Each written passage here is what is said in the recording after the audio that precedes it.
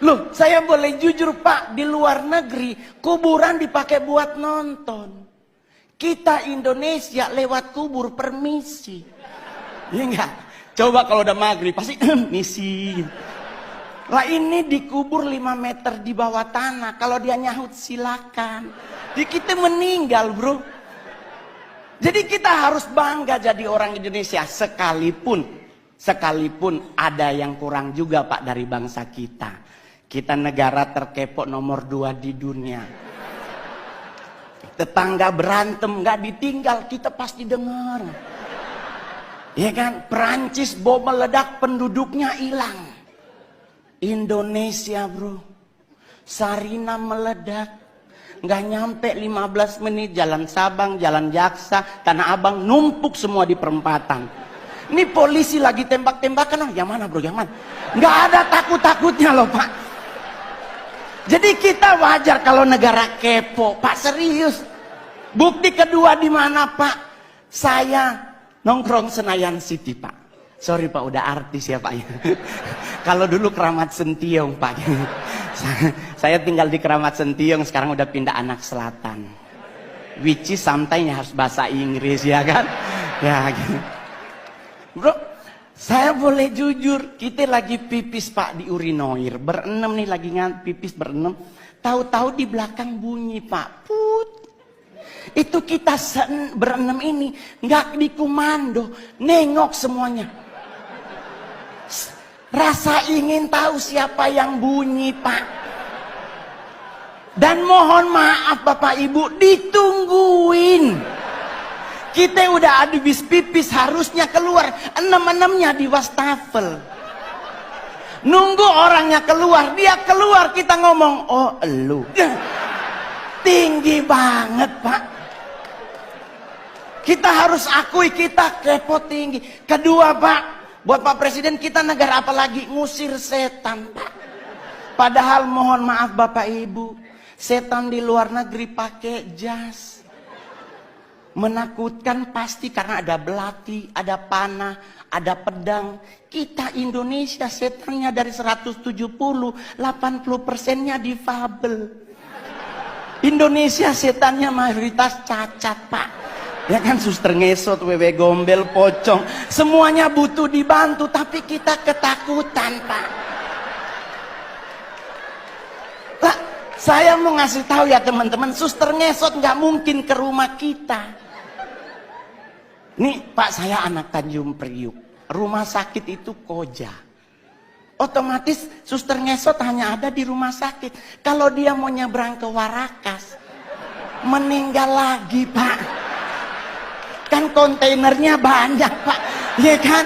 Dia lagi ya Allah, balik lagi sampai subuh Pak. Kalaupun dia bisa nyebrang, nggak mungkin nakutin Pak, pasti minta betadin, beset kakinya Pak. Jadi orang nanya sama saya Pak, terus ngusir setan apa yang harus kita lakukan? Jangan main dibaca aja Pak. Kalau Muslim dibacain ayat kursi, Kristen dibacain ayat Alkitab atau agama yang lain. Yang paling benar jangan dulu dibaca, tanya dulu setannya, lu agama apa? Iya kan?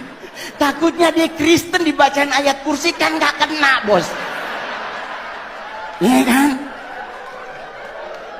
Jadi buat teman-teman semuanya, nggak usah khawatir ngadepin hidup. Saya sangat yakin dengan 1000% bahwa Pak Jokowi pasti akan umur panjang. Anda tahu kenapa? Karena beliau rendah hati. Saya udah 2 kali foto sama Bapak. Satu di Istana Negara, satu di Tondano, Natal Nasional. Itu bro, kebanggaan saya, anak yatim piatu. Nggak punya orang tua dari usia 4 tahun, bisa ketemu presiden, makan di istana lagi. Pingin nyolong sendok Pak. Soalnya sendoknya keren banget, stainless steel terbaik, lumayan buat cincin bro. Serius Pak. Saya di Sangir ketemu bupati aja udah pingin pingsan, apalagi sama Pak Presiden. Plus saya kali ketiga disapa oleh Bapak. Di istana ditanya, Mas Mongol.